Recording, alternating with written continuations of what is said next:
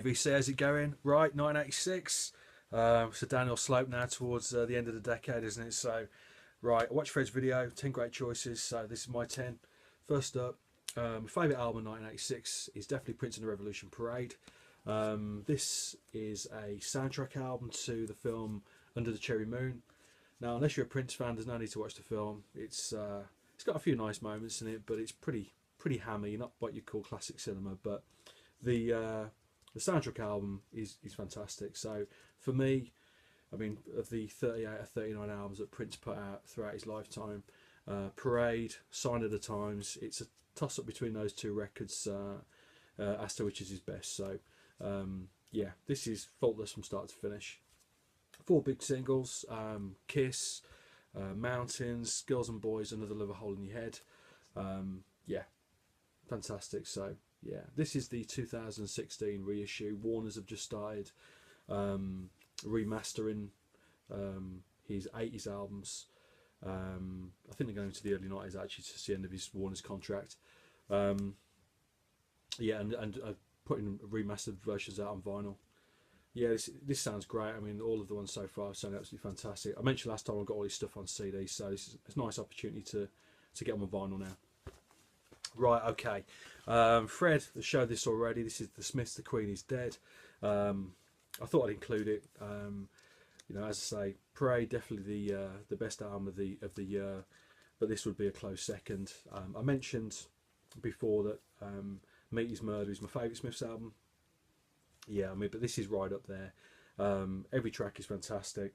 10 tracks. Yeah, everyone's spot on. I think if there was a weak link, it's probably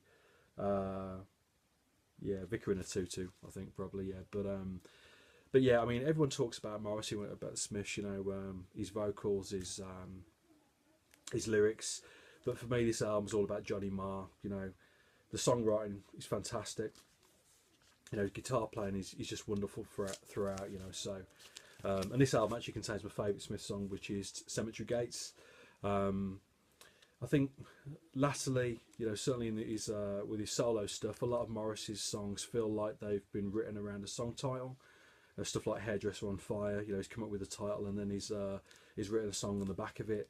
Something like Cemetery Gates is just a beautiful song, a beautiful lyric from start to finish. Very simple.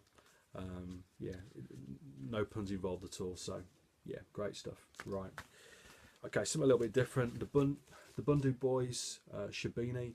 This is their first UK album release. They put out some singles, I think, and I think there's an EP come out in their native Zimbabwe prior to this record coming out. In the mid '80s, they became quite a big deal.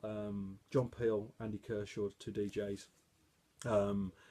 You know, played their stuff a lot. You know, I listened to Andy Kershaw's Desert Island Disc recently, and I think he had a Bundy Boys track as his favourite track actually of all time. You know, so obviously, you know, there's a lot of love for them. You know, so.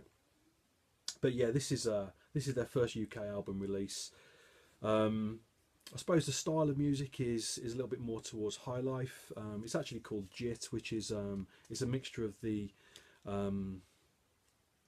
Zimbabwe sound, but a little bit more poppy. So I mean, really, all of the songs on this record are incredibly catchy. They get stuck in your head. Beautiful melodies.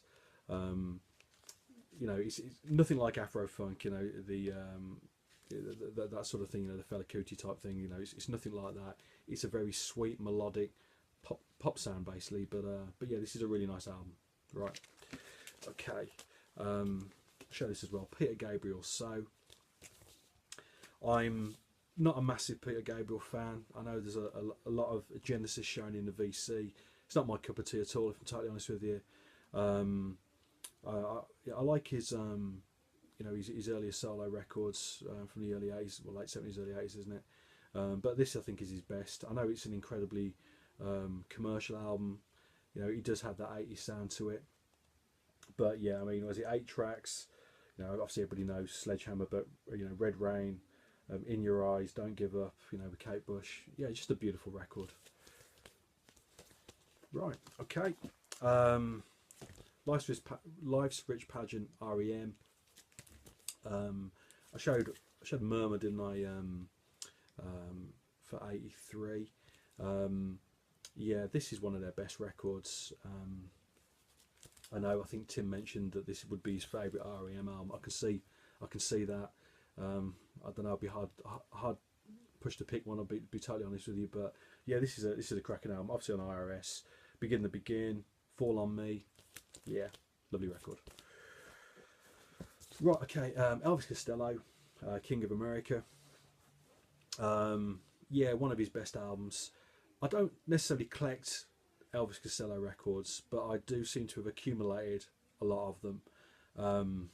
Yeah, some I prefer more than others, some get played more than others, but undoubtedly a great artist. You know, certainly those late 70s, early 80s albums, I don't think you can fault any of them. Yeah, this is, I say, obviously 86. It's produced by T-Bone Burnett. Opening track, Big Mistake, which was a single from the album. Yeah, really nice record.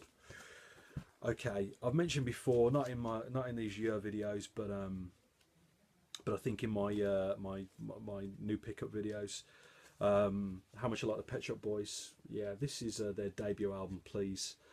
Now, obviously, West End Girls was a massive hit all around the world. I mean, if ever there should have been a one-hit wonder, it should have been that song, really, because it's really got a sort of a unique sort of novelty song almost feel to it, you know. But the strength of the other tracks on this album, you know, just make it a great listen.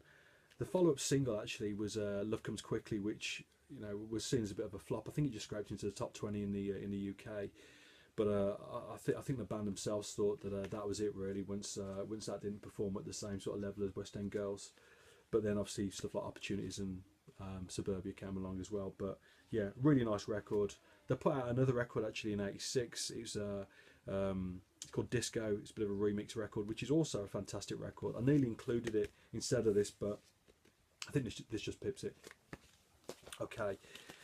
A relatively recent purchase for me. This is Martin Stephenson and the Dainties, Boat to Bolivia. Yeah, I mean, this is, I suppose, musically, it's akin to the likes of Aztec Camera. The vocal, well, I always think it's a little bit, his vocal's a little bit like Green Gartside from Scritti Politti, so it's a bit of a cross between the two. Obviously, quite an 80s sound. Yeah, this is a really nice record.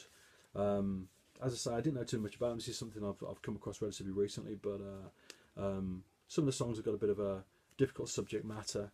But I mean, I'm just looking at this. Has got a hype stick on the front, which has got reviews from The Enemy, Record Mirror, Observer, all basically saying it's one of the albums of the year.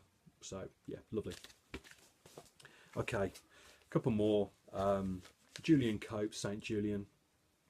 Not his best record, but probably his sort of commercial peak. The big tune on this, obviously World Shut Your Mouth, but also Trampoline as well. That gives you a feel for what the rest of the album's like. Obviously Modest as Ever, you know, Saint Julian, but a great title. Yeah, cool. Right, okay, finally just a bit quick. Fela Kuti, Teacher Don't Teach Me No Nonsense. Yeah, this is obviously later Fela, but I think certainly from the 80s, one of his best records. Anyway, gotta go. Cheers.